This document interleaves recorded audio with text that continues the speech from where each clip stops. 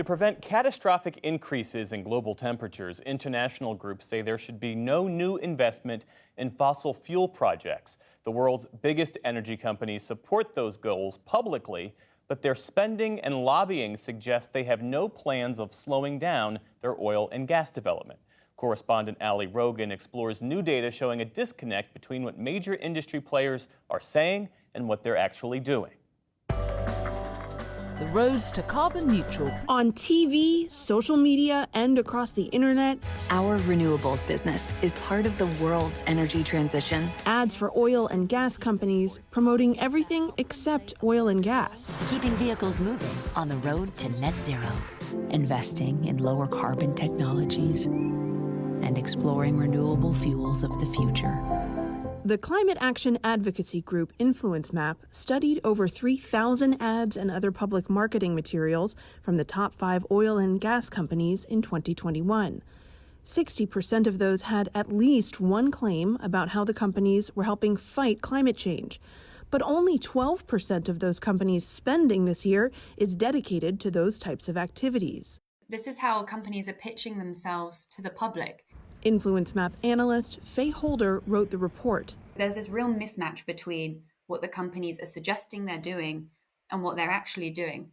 And if we brought that more in alignment, we would expect to see a lot more spend on genuinely low carbon alternatives. And Influence Map says its estimates are conservative. They relied on companies' financial disclosures, which Holder says are not always transparent.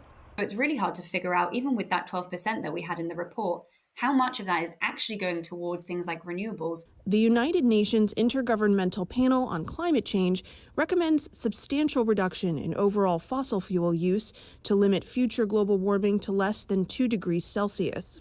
That's the goal of the Paris Climate Agreement, which the United States rejoined last year. To achieve that, the global energy sector must stop new fossil fuel projects now in order to reach net zero greenhouse gas emissions by 2050. That's according to the International Energy Agency. It's a vision that companies embrace publicly. Becoming a net zero emissions energy business by 2050. But contradict privately. Influence Map's analysis found that 4 of the top 5 companies plan to increase oil and gas production over the next 5 years. And they've made that clear to lawmakers. The government should continue to advance the approval of and permitting of otherwise ready oil and gas projects. In the near term, the answer is straightforward. If we want to reduce prices, we need to increase supply.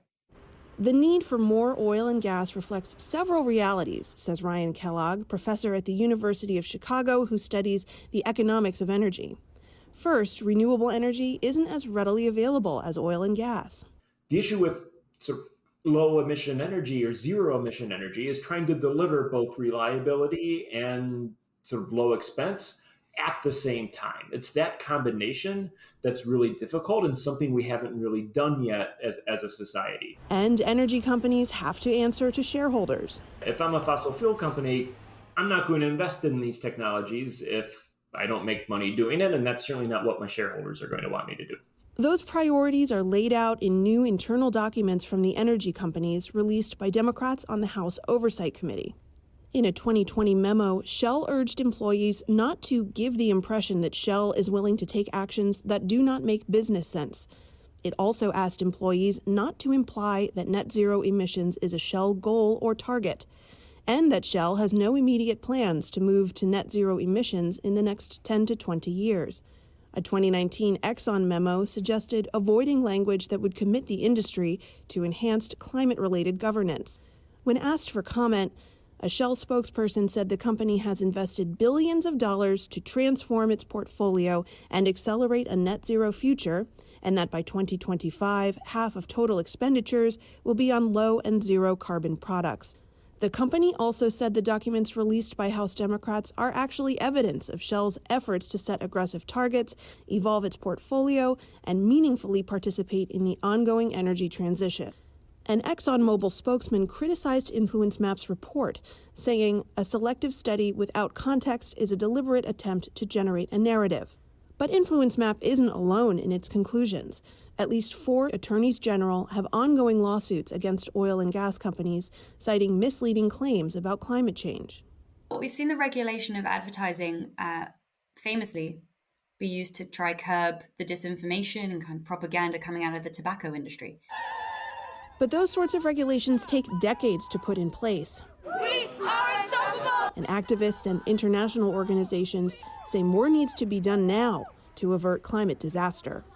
For PBS News Weekend, I'm Allie Rogin.